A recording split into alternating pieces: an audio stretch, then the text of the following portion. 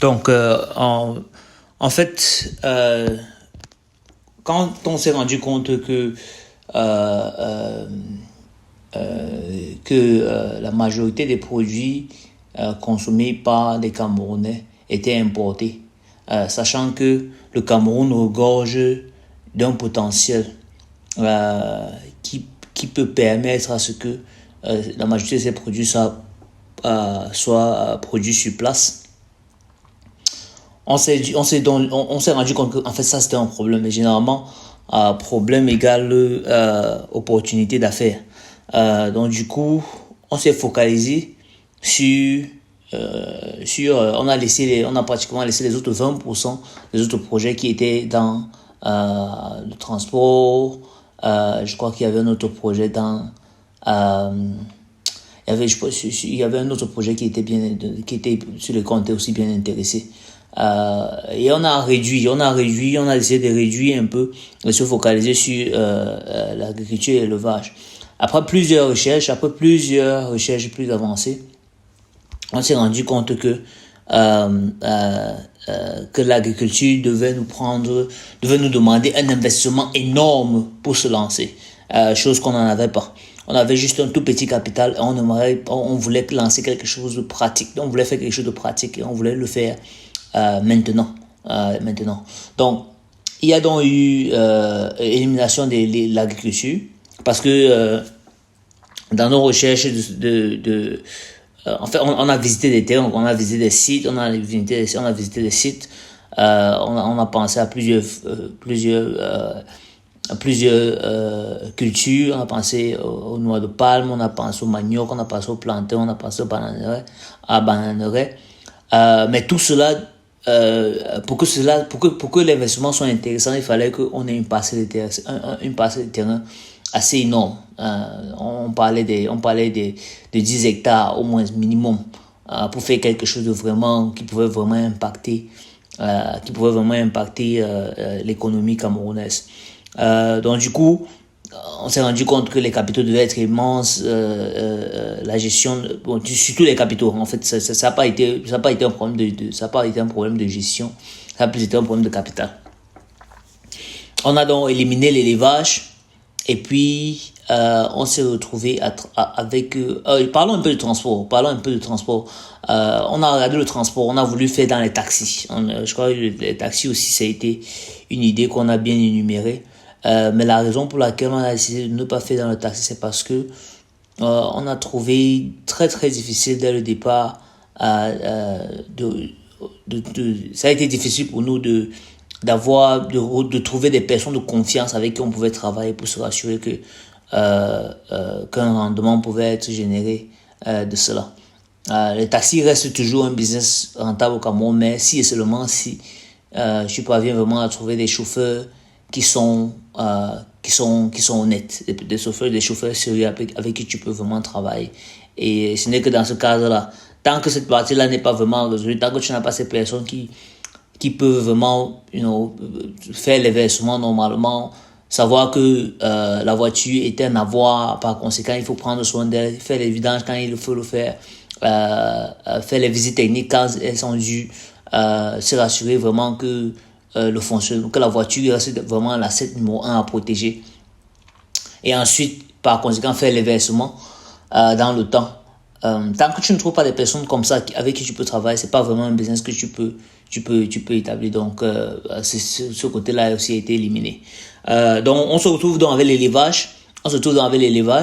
Et devant nous, on a, je crois, 4 espèces qu'on a étudiées. Donc, on a étudié le porc, on a étudié le poulet, on a étudié le porc, on a étudié le poulet, on a étudié le poisson. Voilà.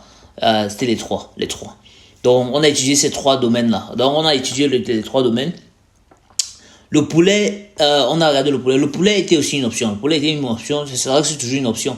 Parce qu'à l'heure là, on pensait qu'on pourrait peut-être lancer les 3 une fois. On pourrait lancer le porc, on pourrait lancer le poulet, et puis on pourrait lancer le poisson. Il y avait beaucoup de documentation dans l'élevage du poulet et du porc. Et ce qui fait qu'on a facilement, ça a été facile pour nous d'inclure ça dans nos plans en disant qu'ok, on va le faire. Mais juste parce que le poulet, c'est quelque chose dans lequel beaucoup de gens sont déjà, c'est un marché qui n'est pas encore plein, mais il est déjà vraiment connu du marché. Les gens connaissent déjà beaucoup de personnes. Je suis sûr que chaque ménagère chez eux a un petit poulailler qu'il produit, soit pour sa consommation personnelle, soit pour vendre à petite échelle. Donc, ça reste toujours, ça c'est défi, ça c'est challenge. Et ça reste même toujours une option que peut-être dans le temps, dans le futur, on pourra peut-être regarder cela. Mais il y avait déjà quand même une connaissance du poulet, la connaissance, le poulet consommé par les Camerounais. Donc, il n'y a vraiment pas de challenge à essayer de peut-être convertir la population pour aimer ce produit-là, en fait. Donc, c'est pas un problème. C'est pas un problème. Il est connu, les gens le mangent, il est facile à vendre, il est facile à faire, la promotion de ça est facile. Donc, vraiment pas de challenge sur ce point-là. Mais, on rencontre toujours des difficultés au niveau de l'obtention des parentaux, l'obtention des œufs, qui encore tous ces deux processus sont encore importés. Donc, ça aussi, c'est challenge. Mais au moins beaucoup plus connu par le monde, par le public. Même chose avec le porc. Le porc, c'est aussi pareil.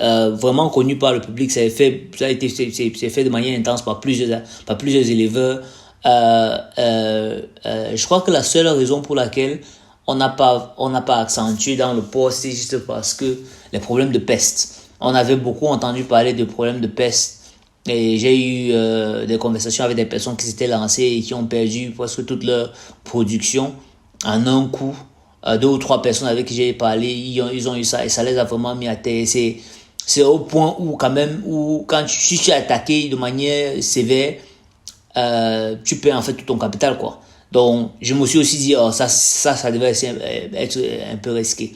Donc, le capital qu'on avait n'était pas assez grand pour faire tous les 3 au même moment. Donc on a regardé le poulet, il est fait par beaucoup de personnes, donc la compétition sera sûrement un peu élevée sur le marketing, comment vendre le produit, avec qui avec quelle compagnie on va écouler nos produits, sous quelle forme. On n'a pas voulu vraiment se lancer dans ça juste parce qu'on a senti que c'était un peu étouffé. Le problème avec au niveau de la peste sur le porc, c'est ça le problème. C'est-à-dire que tu peux perdre tout. Problème de peste au niveau des poulets, ça existe aussi, mais c'est pas grave comme pour les porcs. Les porcs, vraiment, quand ça attaque, c'est vraiment, c'est autre chose. Donc, on est donc resté avec le poisson. Le poisson, encore très peu connu par la population camerounaise. Donc, très peu de personnes savent que c'est possible d'élever le poisson. Qui a été vraiment un choc pour moi, de savoir que il y a toujours des personnes qui pensent que tout le poisson qui est consommé sur le territoire camerounais, c'est seulement importé. Donc il y a beaucoup de gens qui font dans le poisson. Il y a une particularité avec le poisson, c'est-à-dire, je pense qu'on a tous été plus influencés par le poisson juste pour une affinité que je ne serais jamais capable de vraiment décrire pourquoi. Mais il y avait quelque chose de particulier dans cette activité-là qui a fait en sorte que on décide que ce soit ça. Déjà, on a mentionné les avantages et les inconvénients. Les 2 inconvénients pour lesquels on n'a pas choisi les deux autres. Par contre, le poisson, cette particularité, il y a un truc que je ne peux pas vraiment définir. Donc, je ne peux pas vraiment dire de manière certaine pourquoi, mais je peux dire ceci. Déjà, l'absence de l'éducation, c'est-à-dire que les gens ne savent pas que c'est possible. Déjà, donc, pour moi, quand je vois ça, je dis, voilà un challenge, voilà une occasion pour moi de faire quelque chose de bon, quelque chose de grandiose, d'éduquer les masses. Voilà une occasion pour moi de montrer aux gens que voilà, c'est possible de faire sur place. Donc j'ai vu ça comme étant déjà un challenge, rien que de ce fait-là. Maintenant, la deuxième partie a été vraiment donc premièrement de démystifier les pensées par rapport à l'élevage du poisson sur le territoire camerounais. Et deuxièmement, de se rendre compte que il ne fallait pas grand chose en termes d'investissement, il ne fallait pas beaucoup d'argent, gros capital pour se lancer. Donc vraiment, ces 2 points-là m'ont vraiment fait voir très clair. Donc, nous avons effectué beaucoup de recherches au niveau de ça, nous avons regardé beaucoup de vidéos, on a rencontré beaucoup de gens qui sont lancés. Et puis, étant novice, on s'est dit, en fait, ce n'est que possible de le faire dans les étangs. Donc, quand on a commencé, quand la compagnie Boafish a décidé de se lancer, Le nom n'était pas encore créé. Quand on a dit on va se lancer dans la pisciculture, parce que toutes les vidéos qu'on voyait, tout ce qu'on voyait, toutes les personnes qu'on voyait, c'était pas absolument les étangs. Donc on s'est dit, du coup, c'est ce qu'on va faire. On va faire les étangs. Mais il s'est posé un problème. Parce que quand tu décides de faire les étangs, c'est pas sur n'importe quel terrain que tu décides d'aller faire ta pisciculture. Donc, déjà, tu as besoin d'un terrain, une superficie au moins de 400 mètres carrés pour lancer une production importante. Déjà, ça, il te faut de l'espace.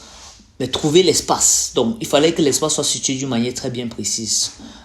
Précise de quelle manière? Donc, il fallait que tu sois positionné de telle sorte que tu es dans un secteur où l'eau vient de l'amont et il descend en aval. Donc, il fallait que le terrain se positionne en aval et que l'eau soit en train de venir, soit en train de ruisseler quelque part en amont pour que tu puisses peut-être utiliser ça pour remplir l'eau dans tes bacs, quoi. Donc, on comptait sur l'eau naturelle pour gérer l'alimentation de l'eau et les vidanges. Donc ça a été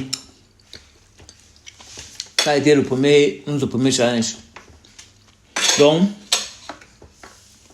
on a rencontré beaucoup de techniciens avec qui on a échangé, qui tentent de nous dire, ok, voilà peut-être, voilà les critères qu'il fallait qu'on regarde si on voulait vraiment se lancer dans ça. Donc on a regardé quelques terrains à Yaoundé, c'était à Yaoundé, cette période, on a regardé quelques terrains, on a parlé avec quelques techniciens, on a déplacé les techniciens pour qu'ils viennent évaluer les sites dont on a regardé. Parce que je dirais quelque chose qui est très important, c'est qu'avant de se lancer dans quelque chose, je pense que la formation est très très importante.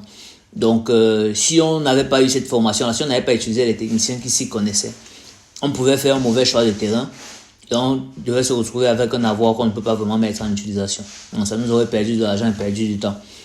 D'où vraiment la recherche des techniciens pour vraiment nous accompagner dans ce projet. Mais en fait, quelque chose était... il y avait un manque de... on n'arrivait pas à trouver un terrain propice en fait. Donc on n'arrivait pas à trouver un terrain où ces caractéristiques a été mentionnées, devaient être qualifiées. C'est-à-dire que trouver un terrain où tu as de l'eau en amont qui va passer, que tu vas utiliser pour tes vidanges et pour l'alimentation de tes bacs, de tes étangs. Et un autre problème, c'est que se situe au niveau du contrôle des poissons. Parce qu'en fait, quand les poissons sont dans l'étang, c'est difficile pour toi de dire, tu peux lancer peut-être 1000 à levain, mais c'est très très difficile pour toi de dire à un certain moment donné que, ok, il y a combien de poissons dans ce bac. Ouais, parce que tu ne seras pas capable de faire le contrôle au niveau du nombre de poissons que tu as dans le bac. Si les poissons meurent, comment est-ce que tu fais pour savoir? Comment est-ce que tu sais que le poisson est mort? Combien de poissons c'est que tu sais que tu as perdu? Si tu n'effectues pas de vidange, surtout quand c'est un étang, ils n'ont pas vraiment besoin de vidange parce que les étangs sont tellement vastes que le poisson se sent à l'aise. Le poisson a l'impression qu'il était dans la mer, donc par conséquent, c'est pas vraiment nécessaire de faire les vidanges constamment. Généralement, ils font seulement les vidanges quand c'est la récolte, quand les poissons sont à la terre d'être vendus, et là on vide les étangs pour vendre les poissons. Mais sinon ils sont là, tu peux lancer 1000 poissons, le jour de la récolte tu te rends compte qu'il y a peut-être 500. Ça veut dire que tu n'auras pas eu le temps vraiment de dire ok, il y a eu un problème dans l'eau, il y a eu tel problème, essayons de voir comment est-ce qu'on va rectifier pour réduire le nombre de morts. Non, c'est à la fin que tu te rends compte qu'il y a 500 poissons. Et tu auras vraiment perdu de l'argent parce que tu as investi de l'argent pour acheter le terrain, sédimenter, acheter les alevins, les mettre, les nourrir, et ensuite tu te rends compte que tu as perdu près de 50% de ta production pendant que les poissons étaient en train de grandir. Donc ce qui n'était vraiment pas pertinent. Donc ça sont les deux choses qui ont fait en sorte que pendant ces recherches là, quand on tente ok, laisse que en fait on se retrouve au butin en fait. On dit que mais parce qu'on voulait faire la pisciculture pas comme tous les autres, on voulait faire vraiment la pisciculture d'un certain point business quoi. C'est pas la pisciculture de la mer à la maison qui ne fait que ça, non, en fait qui a d'autres activités et fait ça pour se divertir quoi, pour la consommation de la maison. On voulait vraiment produire pour améliorer ou bien pour participer au PIB de l'économie du Cameroun. Donc il était nécessaire pour nous qu'on connaisse, qu'on comprenne nos chiffres, que si on lance telle production, après combien de temps les poissons seront prêts? S'il y a des morts, comment réduire le taux de mortalité? Qu'est-ce qui cause la mort? Qu'est-ce qu'il faut faire quand il y a tel problème, quand il y a tel problème. Et beaucoup de cela, beaucoup de ces problèmes-là qu'on pouvait rencontrer en étant, n'avaient pas vraiment beaucoup de solutions. C'était vraiment genre, tu fais comment pour contrôler les poissons que tu as? Tu fais comment tu sais que le traitement que tu es en train de te donner est en train de marcher? Comment est-ce que tu sais? C'est un étang, c'est comme un petit lac. Qu'est-ce que tu vas faire? Tu vas vidanger à chaque fois, chaque jour. Ça va te prendre combien de temps? En fait, de manière plausible, de manière praticable, c'était un peu difficile, quoi. C'est pas impossible. Généralement, les gens qui utilisent les étangs aujourd'hui sont les gens qui lancent le poisson dans l'eau et puis ils n'ont pas les moyens pour les nourrir, donc par conséquent, ils n'ont pas trop de pression. Donc, les poissons vont manger les organismes qu'ils vont trouver dans cette eau-là, de manière naturelle. Donc, ils ne vont pas vraiment prendre de poids. Généralement, les poissons qui sont en étang vont peut-être atteindre la taille devant après un an et demi.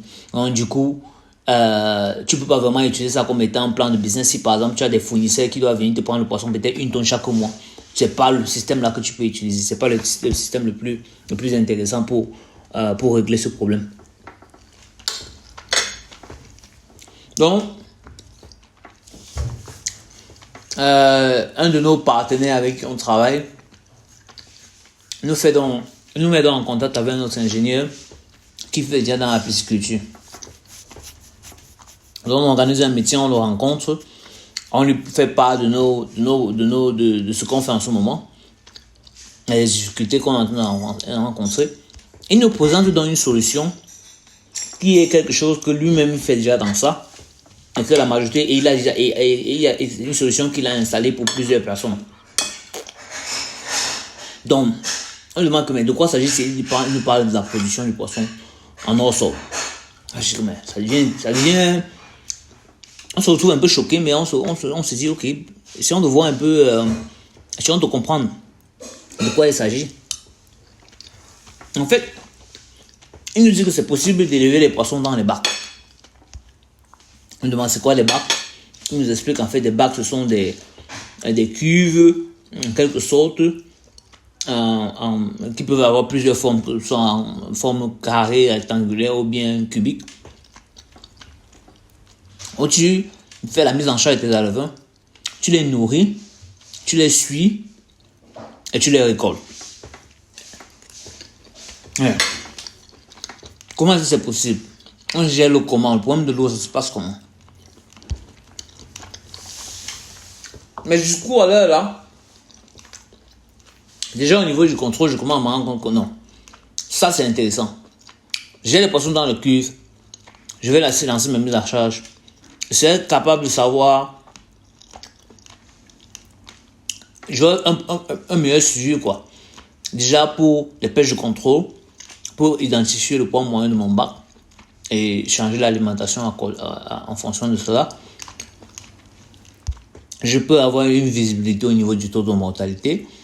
Je peux avoir une visibilité au niveau des rectifications à faire si je me rends compte que mes poissons meurent. Je peux les traiter, voir l'impact.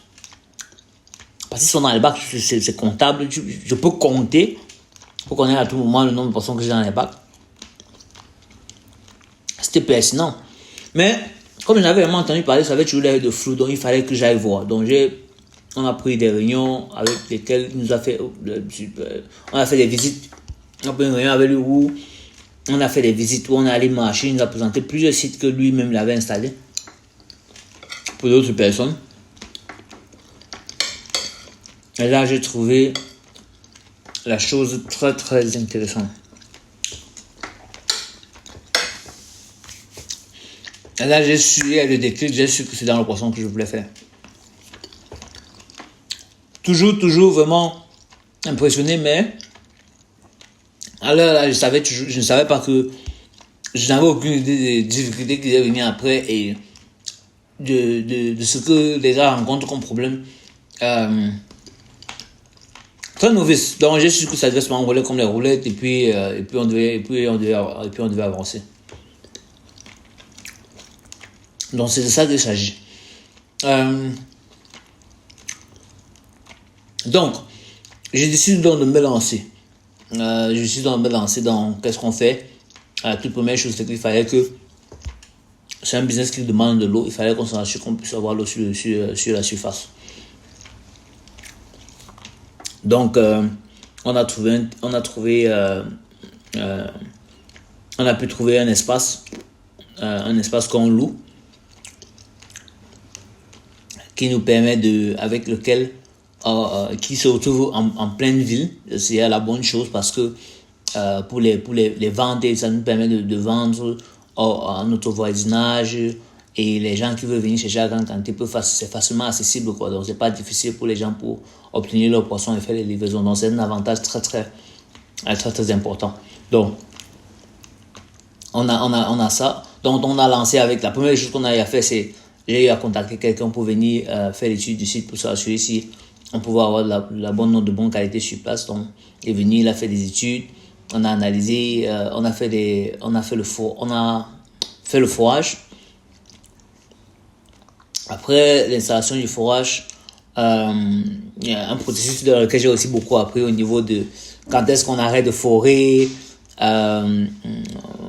qu'est-ce qu'il faut d'abord regarder avant de commencer à forer, le voisinage dans les alentours, est-ce qu'il y a du forage, la qualité de l'eau, ça se passe comment, toutes ces questions-là vraiment qui ont fait en sorte que nous avons appris beaucoup dans ce processus. Une fois que le forage a été établi, bien fait, il fallait donc acheter une pompe qui va permettre de pomper l'eau du forage à l'extérieur dans les bacs. Le forage a été effectué après le forage. Avant le forage, il a d'abord fallu qu'on mette le site qu'on rende le site propice pour commencer l'élevage, en fait. Donc il a fallu qu'on racle, on vide. Il y avait toute une poubelle là qu'il fallait enlever. On a mobilisé les enfants du quartier. On a un travail qui nous a pris pratiquement 2 jours pour le faire. On utilise une surface de presque juste en dessous de 100 mètres carrés. Une surface en dessous de 100 mètres carrés. Et sur cette surface-là, on a pu installer 8 bacs. 8 bacs de 5 mètres cubes. Donc 8 bacs. Donc 6 bacs.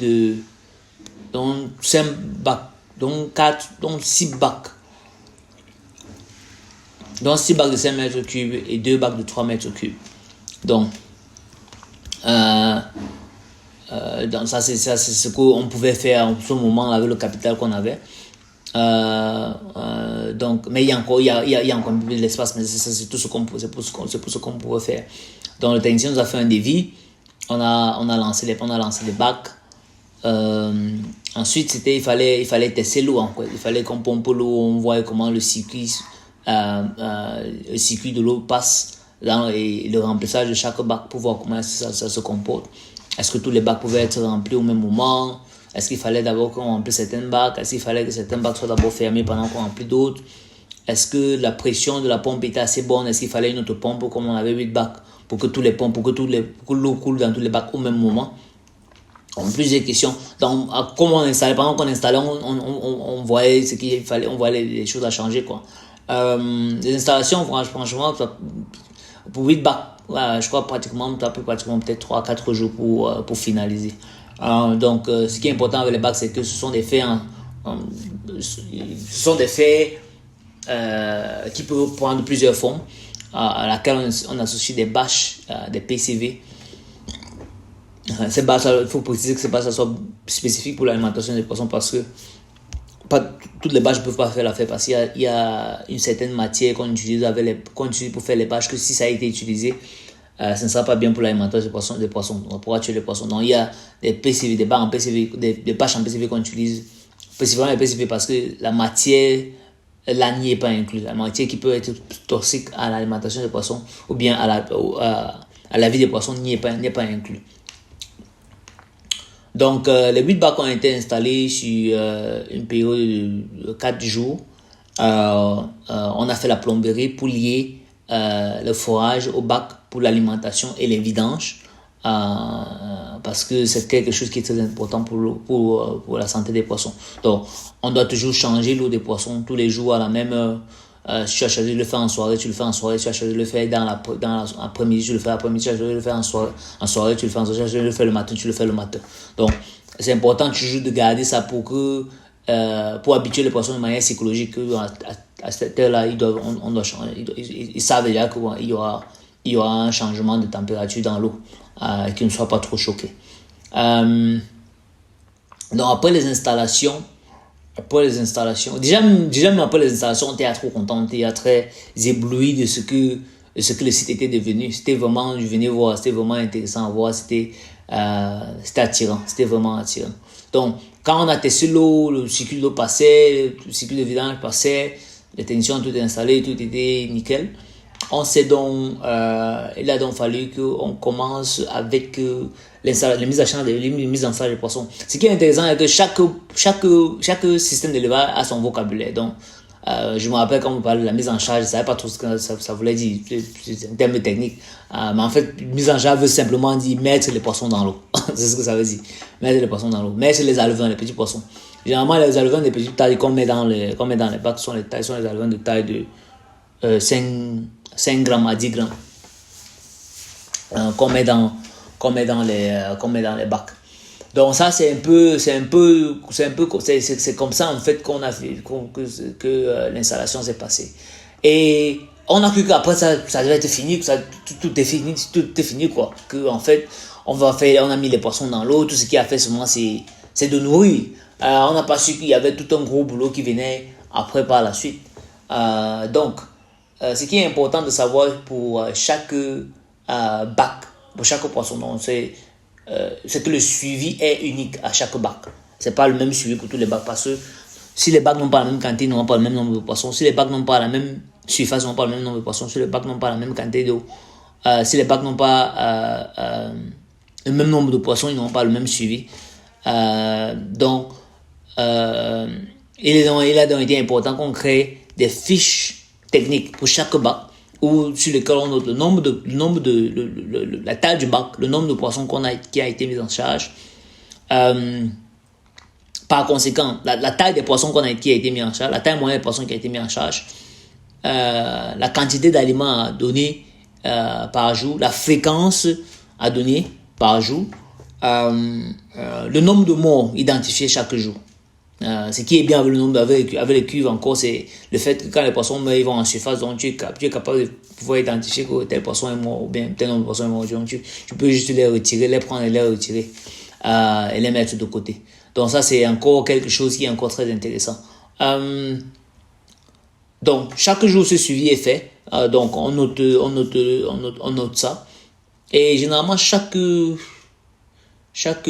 2 semaines, on fait ce qu'on appelle les opérations de... Ça, c'est là où le travail commence. Les opérations de pêche de contrôle. En fait, les opérations de pêche et contrôle sont les opérations qui consistent à identifier le poids moyen des poissons dans le bac. Poids moyen veut dire quoi? Poids moyen, c'est que quel est le poids... quel est ça veut dire que si dans un bac, parce que tous les poissons, on les nourrit tous ensemble au même moment. Mais, comme les êtres humains, il y a certains qui mangent plus que d'autres. Et par conséquent, il y a certaines personnes qui grandissent plus rapidement que d'autres. C'est la même chose avec les poissons. Donc, ça nous permet d'identifier le nombre de poissons. Donc, après 2 semaines, on se retrouve dans une situation où on a nourri pendant 2 semaines. Mais il y a certaines poissons qui ont mangé pendant que d'autres.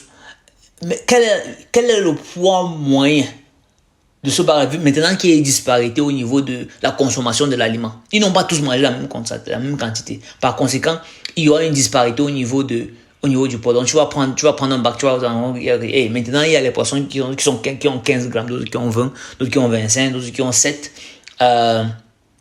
Tu as besoin du poids moyen pour identifier, maintenant qu'ils ont mangé telle quantité d'aliments et qu'il y a une disparité au niveau du poids, quelle est la quantité d'aliments que je dois commencer maintenant à donner à partir de maintenant?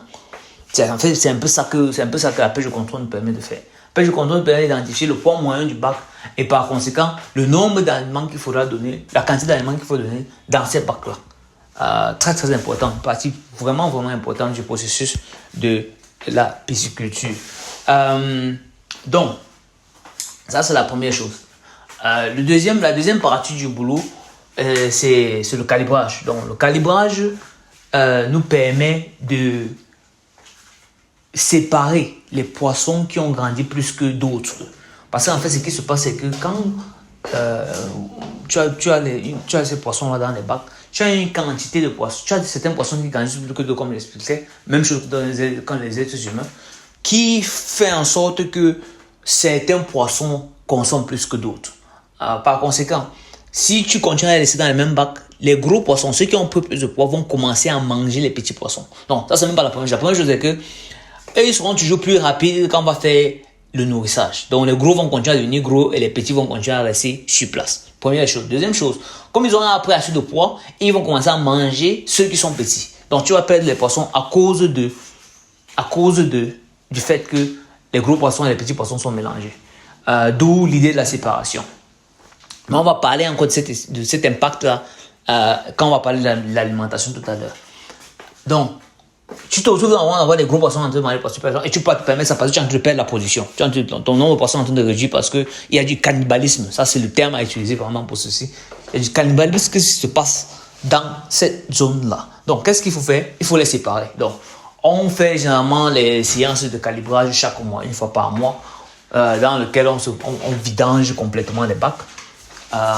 Et puis, on identifie les tailles en utilisant les tables de calibrage. Tables de calibrage, ce sont des tables qui sont un peu comme des tamis où on verse les poissons à l'intérieur. Ceux qui traversent le trou sont considérés étant encore comme les petites tailles. On les met tous ensemble de côté. Et ceux qui restent en surface, on les met dans d'autres bacs. Et encore, si on fait les tables de calibrage avec plusieurs tailles. Donc, il y a des tamis avec des trous un peu plus petits, des trous un peu plus grands, des trous moyens, des trous un peu plus grands. Donc, on peut tamiser peut-être un bac. Et sur le même bac, on se retrouve à avoir peut-être 3 disparités. Donc, on fait un premier tri avec les petits tamis. Et tous les petits poissons qui vont passer en bas, on les met dans un bac. On utilise ceux maintenant qui sont restés. On utilise encore un autre tamis qui a des trous un peu plus élevés, qui est un peu plus grand, le moyen. On fait passer ceux qui n'ont pas pu passer le premier tour, on les fait maintenant passer. Il y a une deuxième vague qui va passer. Ceux-là vont aller dans notre bac. Et ceux qui vont rester en surface vont aller dans notre bac. Donc, ça, c'est un peu un travail énorme qu'il faut faire pour se rassurer qu'on ne perd pas dans la production. Très, très important. Et les poissons de pêche de contrôle, les poissons de calibrage sont les poissons les plus importants, l'une des poissons les plus importantes dans le processus de l'élevage du poisson. La troisième chose, c'est l'alimentation. L'alimentation est très, très importante parce que si tu ne nourris pas les poissons, ils ne grandissent pas. Et s'ils ne grandissent pas, ils ne seront pas prêts à temps pour la vente. On est en train de traiter Mboa-Fish. Mboa-Fish est en train de faire la différence dans l'élevage du poisson parce que nous sommes en train de traiter la pisciculture comme étant un business.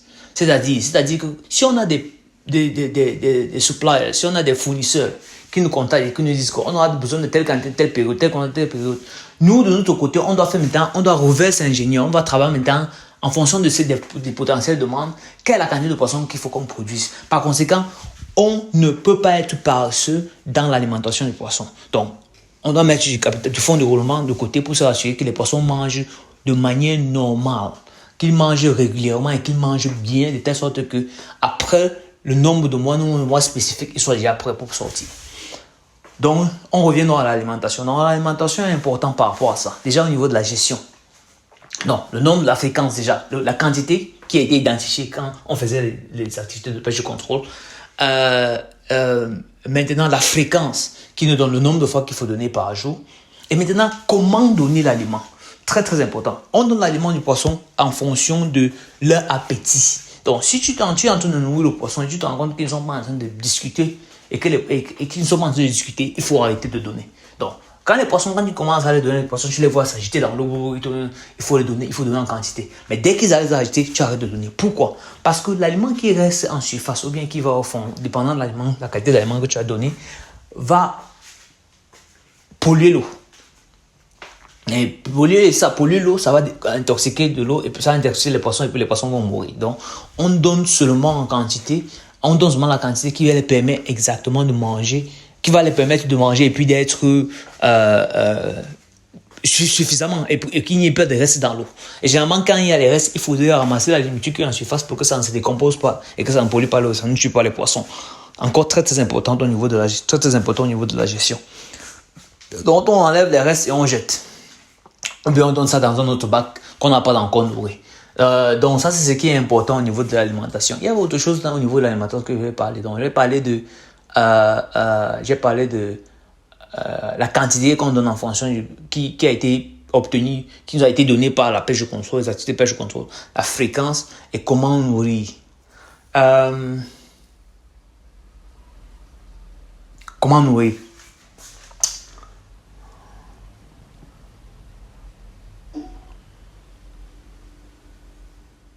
Il y a une chose qu'il faut mentionner au niveau de l'aliment. L'aliment qu'on donne, c'est l'aliment. C'est préférablement, si les finances ne sont pas un problème, on préfère donner l'aliment importé. Pourquoi? Parce que l'aliment importé garantit que les poissons seront prêts après 3 mois. Les composants qui ont été mis, les composants organiques qui ont été mis dans la composition de l'aliment importé, ils ont été étudiés en laboratoire pour connaître exactement les proportions de nutriments et de protéines qu'il faut mettre dans l'aliment pour permettre à ce que le poisson se développe de manière très très rapide. Et ça, c'est la raison fondamentale pour laquelle on importe encore le poisson. La meilleure des choses, la chose qui était, parce que l'aliment représente presque 70% du coût de production sur l'élevage de poissons, la meilleure chose aurait été qu'on puisse créer au Cameroun. Ça, c'est l'un de mes rêves. Ça, c'est l'un des rêves de Mboa-Fish, que Mboa-Fish puisse créer. Ça, c'est l'un de trucs. Créer un laboratoire qui va nous permettre d'étudier les formules d'alimentation qui font en sorte que on puisse aussi obtenir des formules qui vont faire en sorte que les poissons soient prêts après 3 mois. Ça demande des laboratoires, ça demande des scientifiques, ça demande de l'équipement, ça demande un gros financement pour le faire. Donc, en ce moment, au Cameroun, c'est impossible de fabriquer un aliment local qui va te donner une croissance de 3 mois exactement. Et donner les nutriments qu'il faut et que cet aliment ait les nutriments nécessaires pour que ces poissons-là puissent se développer très très rapidement. Donc, 2 impacts. Ce serait un rêve, vraiment. Ce serait un très très grand rêve pour moi de réaliser cela. Donc, on aimerait mettre ça sur pied si vraiment le marché nous permet, si vraiment si on parvient à obtenir un apport du gouvernement, si on parvient à obtenir peut-être un financement du gouvernement pour vraiment propulser cette partie-là, parce que on bénéficierait nettement. L'économie du Cameroun bénéficierait y compris. Parce que quoi? Parce qu'on va réduire les importations. Réduire les importations veut dire qu'on va réduire les devises du Cameroun qu'on ne fait que perdre à chaque fois qu'on achète de l'extérieur. Ça va augmenter le PIB du Cameroun, donc contribuer à l'économie du Cameroun. Ça va créer des boulots. On aura maintenant nos ingénieurs de halieutique qui pourront finir, au lieu de chômer comme ils chôment en ce moment-là, venir travailler dans ces laboratoires-là pour qu'on puisse créer ces formules-là, donc création de l'emploi qui font en sorte que ils seront capables de prendre soin de leur famille qui vont faire des dépenses qui vont contribuer toujours à l'économie du Cameroun. Donc, net, c'est une très très bonne chose. Mais on aura besoin d'un financement très très colossal pour le faire. Je tiens vraiment à insister que tant qu'on ne sera pas autonome au niveau de la création de l'aliment du poisson, le Cameroun ne va pas impacter. Ce sera très très difficile. C'est possible, mais ce sera très très difficile et ça va prendre beaucoup plus de temps pour qu'on puisse arriver. Parce que on rencontre aussi des problèmes avec les importations de l'aliment. En ce moment, par exemple, on a des pénuries au Cameroun parce qu'à chaque fois qu'il faut importer, ça prend un minimum 2 mois pour que ça passe au port et tout ça et tout. Donc, tu te retrouves par exemple avec des compagnies comme Mboa-Fish qui se retrouvent à des moments où ils ne sont pas capables de produire comme ils veulent ou bien produire à la vitesse avec laquelle ils veulent, ou bien ralentir la nutrition des poissons. C'est-à-dire, par exemple, que si on s'attendait que les poissons atteignent 3 sorties après 3 mois, on est obligé de ralentir la nutrition, donc donner moins. Donc, ça va prendre plus de temps avant qu'ils ne sortent. Et on aura peut-être des problèmes de contentieux qui pourraient générer des contentieux avec nos suppliers. Si on a dit à nos fournisseurs qu'on va vous livrer telle date, on sera incapable de les livrer à cette date-là parce qu'il y a pénurie de l'aliment. Donc, par conséquent, on utilise les stocks qu'on a de manière très très lente pour gagner en temps et nous permettre que l'aliment puisse arriver au Cameroun. Donc, là, c'est le problème au niveau de l'importation. Donc, le produit importé, il est bon pour la production de l'aliment, mais il n'est pas toujours là. Son manque de présence fait en sorte qu'on se retrouve dans des retard de production qui nous donne qui nous donne des pertes d'argent. Parce qu'en fait, si le poisson perd le poids, si dans une semaine, le poisson, je peux avoir 500 grammes, et que tu as ralenti, et que dans une semaine, il est plutôt à 300 grammes, en fait, tu dois d'abord payer pour le fait que tu récupères la période où il devait être. Parce que tu as d'abord, il a perdu le poids. Parce que quand tu cesses de donner la nourriture normalement au poisson, il perd le poids. Tu dois d'abord rattraper la perte qu'il a eue. Ça veut dire que tu as nourri de manière, tu as encore nourri plus pour arriver là où il devait être. Et puis tu dois maintenant ajouter des extras pour le mettre maintenant où il devait être. Donc, voici un poisson qui devait être prêt dans 2 semaines. Tu as ralenti sa nourriture, donc il devait être à 500 grammes dans 2 semaines. Tu as ralenti sa croissance parce que tu as commencé à donner moins d'aliments. Au lieu qu'il soit prêt dans 2 semaines, il commence à perdre plutôt le poids. Donc il est ici à 0.0 et il a envie d'aller à -1.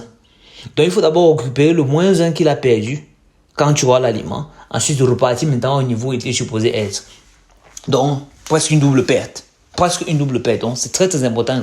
Tout ça parce que on compte toujours sur l'aliment importé. Pour donner les nutriments qu'il faut, nécessaires à nos poissons et pour permettre à ce qu'ils ont un boost pour leur croissance. Ça, c'est vraiment le secteur A, l'un des secteurs vraiment arrangés. Donc, l'une des visions de Moaffish, ce serait d'être capable un jour de mettre sur pied cette unité de recherche. Cette unité de recherche qui va nous permettre d'établir, ou bien peut-être même travailler, si possible, si on peut trouver un partenariat avec une compagnie qui a déjà cette formule-là, ou dans laquelle ils nous parrainent, ils nous montrent comment établir ces formules-là, ou bien qui nous guident, ou bien qui nous disent, ok, on trouve un partenariat, ou on devient une filiale de cette compagnie-là, ou quel que soit le cas, il faudrait qu'on trouve un moyen à ce que cela soit possible, on soit capable de produire ces produits-là sur place avec les ingrédients, parce qu'on a les ingrédients organiques, on a tout ce qu'il faut, on a le maïs, on a l'arachide, on a le manioc, on a les nutriments, on a tout ce qu'il faut pour produire. C'est juste qu'il nous faut la formule, il faut regarder les molécules, il faut regarder, donc c'est tout un processus chimique qu'il faut regarder pour se rassurer que la composition soit parfaite. Donc, on aura besoin d'un training. Donc, même après que l'usine soit mise en place, il faudra maintenant une formation d'une compagnie qui a déjà fait cela. Donc, j'ai dans ma tête Nutrico qui est la compagnie qui a la filiale Scrating. J'ai dans ma tête Bioma, j'ai dans ma tête Olma, j'ai dans ma tête British Fish, j'ai dans ma tête plusieurs compagnies que j'ai quand même eu à voir ce qu'ils sont en train de faire sur le marché avec leurs aliments et qu'on a testé et avec ces aliments-là, on est capable vraiment de produire, d'avoir des poissons prêts à vendre après 3 mois.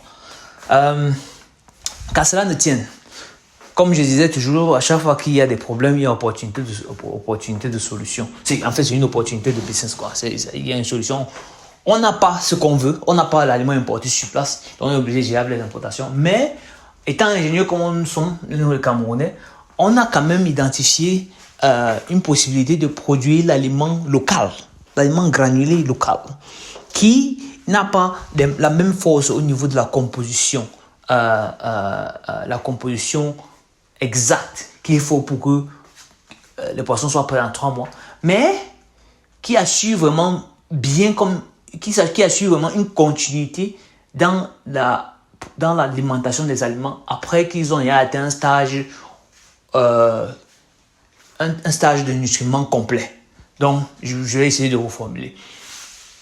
On utilise l'aliment importé pour donner c'est un peu comme l'être humain. Donc, quand le bébé est bébé, il y a certains nutriments qu'on donne pour fortifier l'enfant, fortifier son immune système, fortifier les vitamines. Donc, il y a certaines vitamines que l'enfant doit prendre pour être complet.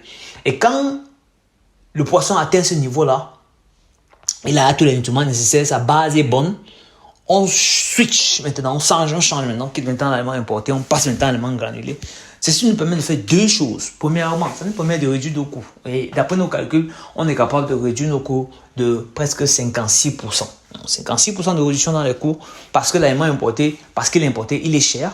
mais sa composition aussi coûte aussi beaucoup quand tu regardes ce qui a été mis sur pied les laboratoires et les gens qu'on a payé pour que ce produit-là soit fini et soit complet à l'heure d'aujourd'hui. Donc, ce qui fait qu'il est excessivement cher. Donc, en utilisant un aliment granulé, tu sauvegardes, tu bénéficies 56% de réduction. Mais la deuxième chose qu'on a observée, c'est au niveau de la relève. Donc, on s'est dit ceci, il y a deux choses qui se passent. On ne peut pas toujours obtenir l'aliment importé quand on veut, mais on peut obtenir l'aliment granulé quand on veut. Bon, c'est vrai que ce n'est pas tout le monde qui produit son aliment granulé. Déjà, il n'y a que peu de personnes qui le produisent dans la ville de Douala en ce moment. Mais on a quand même, et c'est vrai que même déjà à ce niveau-là, parfois aussi, il n'y en a pas. Il y a des pénuries, il faut le dire. Mais c'est juste aussi par manque de financement. Mais le financement de l'aliment, de la machine qu'il faut pour obtenir l'aliment granulé est moins, pour fabriquer l'aliment granulé, est moins excessif que celui qu'il faut pour mettre dans ton laboratoire pour fabriquer un aliment importé. Donc, je pense que voilà quelque chose que si on obtient l'aide de l'État, ce sera l'une des choses dans lesquelles on va investir. On a regardé les ensembles, on connaît les caractéristiques, on sait exactement ce qu'il faut. On connaît la matière première qu'il faut pour obtenir cette constitution-là, pour faire que ce soit possible. Donc ça, c'est un petit problème. Je pense que c'est pas un petit problème, mais c'est un problème immédiat qu'on peut arranger comparé à la mise du pied de toute une usine. Donc, je parlais donc du fait que l'aliment granulé permet de prendre comme un aliment de réserve. Qu'est-ce qu'on fait? On nourrit nos poissons de 5 grammes jusqu'à l'âge de 100 grammes pour leur donner tous les nutriments, nécessaires, pour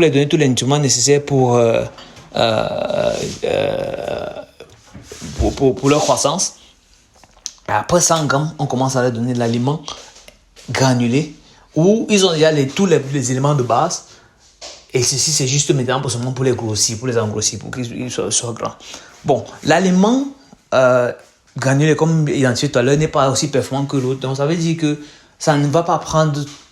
Au lieu d'utiliser, par exemple, l'aliment importé et faire en sorte que tes poissons sont prêts à 3 mois, tous pas à 3 mois, tu utilises l'aliment granulé qui fait en sorte que, au lieu que tes poissons soient à 3 mois, ce sera seulement une proportion qui sera prête à 3 mois. Et généralement, on a étudié que 35% sera prêt à 3 mois.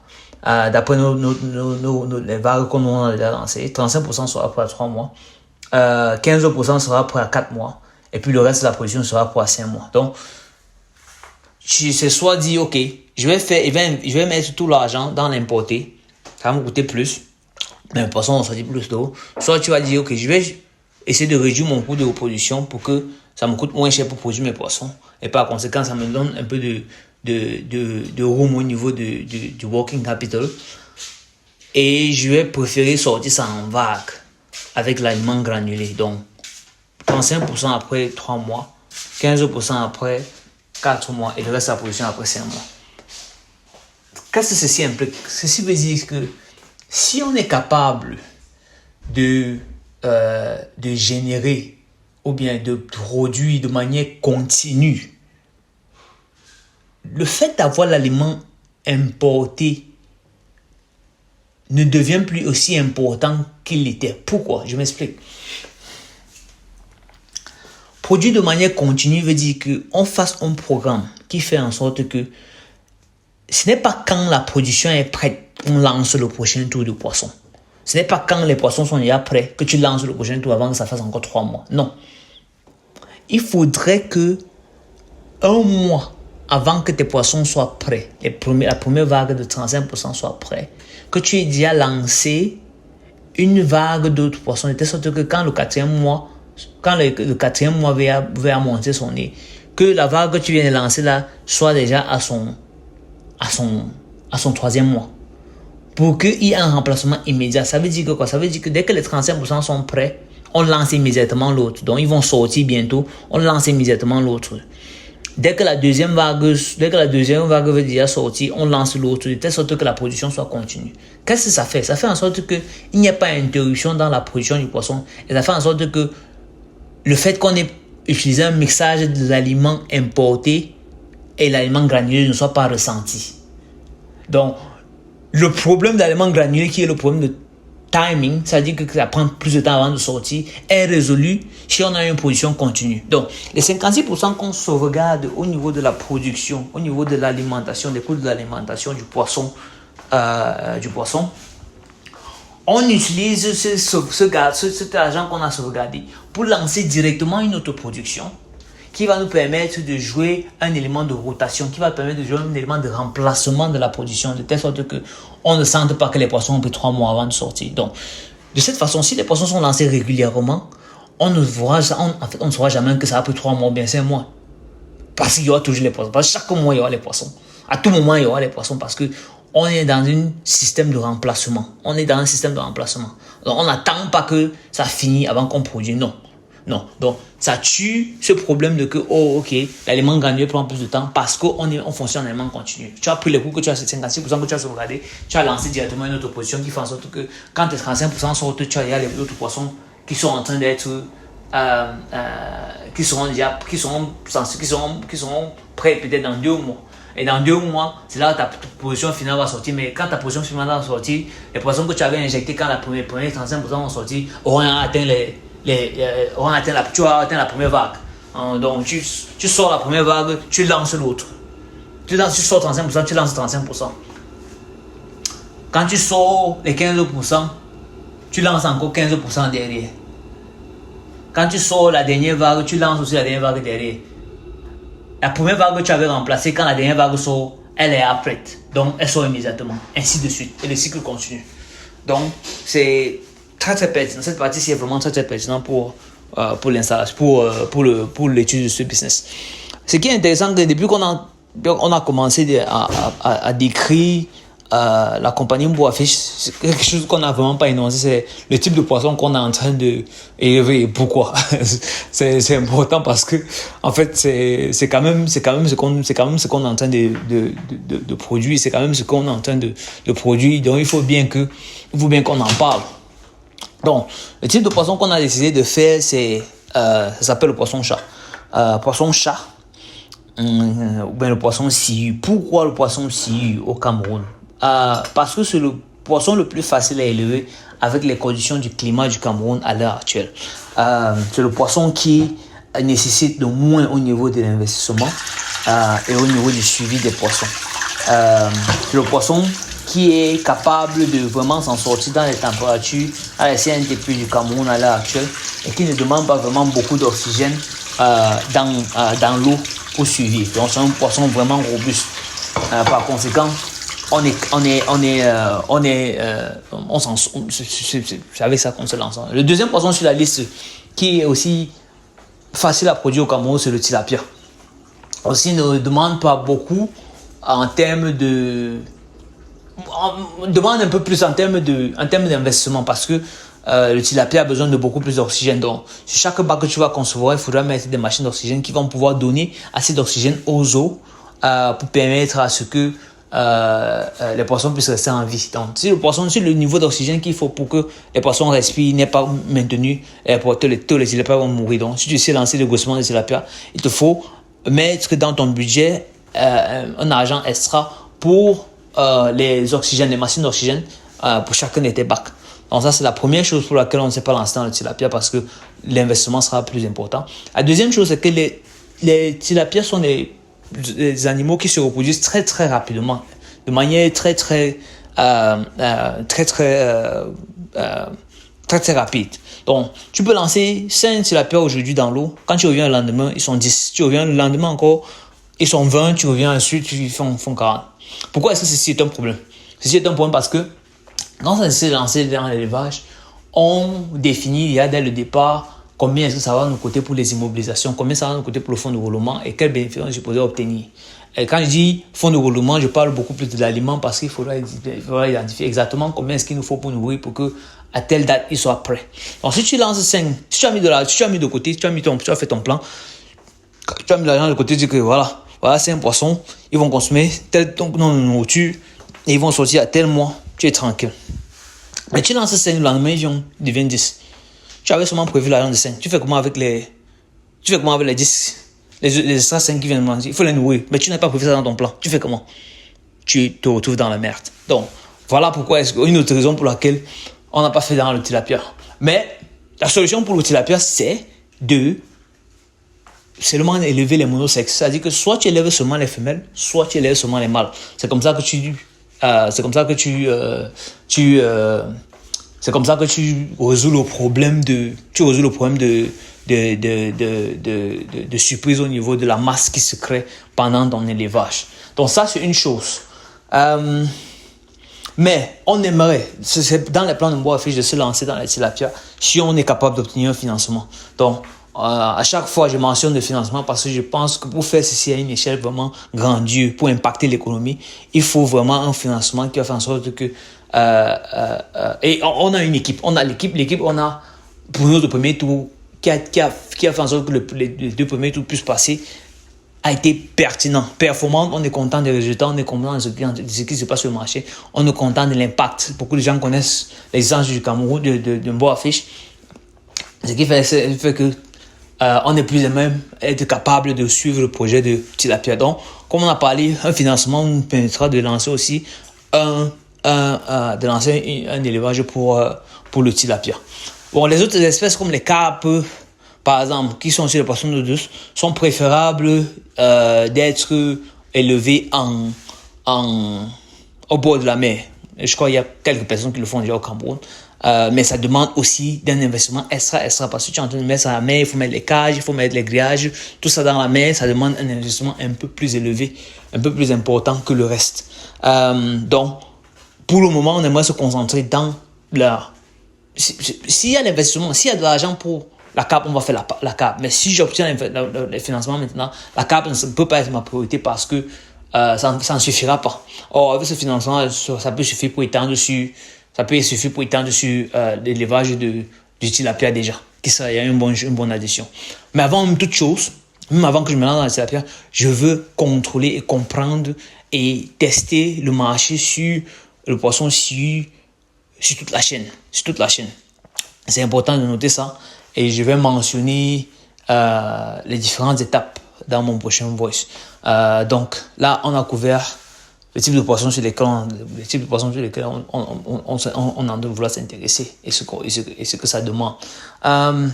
Donc, dans le prochain voice, je vais parler de quoi, genre, je vais parler du processus complet en fait du poisson. À quoi est-ce que les investissements qu'on va obtenir vont dans quoi est-ce qu'on compte se lancer, qu'est-ce qu'on pense faire pour résoudre le problème à l'heure actuelle. On connaît ce qu'il y a à faire pour l'alimentation, on connaît ce qu'il y a à faire au niveau des coûts, on connaît ce qu'il y a à faire au niveau de... Donc on a testé le marché, on connaît le marché donne, le marché répond. On a fait un très gros travail marketing au niveau de l'éducation de la population sur la consommation du poisson-chat. Voilà, c'est quelque chose dont je voulais en parler. L'éducation, c'est la dernière partie dont je vais développer avant que j'arrête ce voice. Donc, le développement il y a beaucoup de monde, il y a encore beaucoup de Camerounais qui ne savent pas l'existence du poisson-chat. Ils n'ont jamais entendu parler du poisson-chat, ils n'ont jamais parlé du CU. Donc, pour eux, quand ils voient, ils ont l'impression que c'est un poisson qui ne se mange pas, ou bien ils n'ont aucune idée de quoi il s'agit en fait. D'autres personnes ont peur. On a eu à faire un gros travail. Ça fait déjà plus d'un an que la compagnie Mboa Fish existe. On a fait un très gros travail au niveau de notre marketing. On a une page à l'heure actuelle qui avec près de 4000 personnes qui nous suivent. Donc, avec ça, on a pu éduquer vraiment les masses. Mais cette éducation continue parce qu'on continue toujours à avoir des personnes qui nous rencontrent qui disent que mais le poisson là c'est quel genre de poisson, et il y a de certaines personnes qui préfèrent peut-être élever peut-être le tilapia parce qu'ils se disent peut-être que s'ils font dans les poissons chats ils ne vont pas vendre. Mais c'est faux, archi faux. Le poisson chat se vend et se vend terriblement bien. Et à l'heure actuelle je parle à Douala, il n'y a pas de poisson à Douala, il n'y a pas de poisson à Yaoundé, il y a pénurie. Il y a pénurie pourquoi? Parce qu'on ne produit pas assez. Donc le financement va permettre d'abord d'augmenter la production du poisson-chat pour Mboa Fish en termes de nombre de productions. Nous sommes en train de faire 10 tonnes par an en ce moment. On aimerait augmenter ce poisson, on aimerait augmenter ce chiffre au moins à 100 tonnes par an.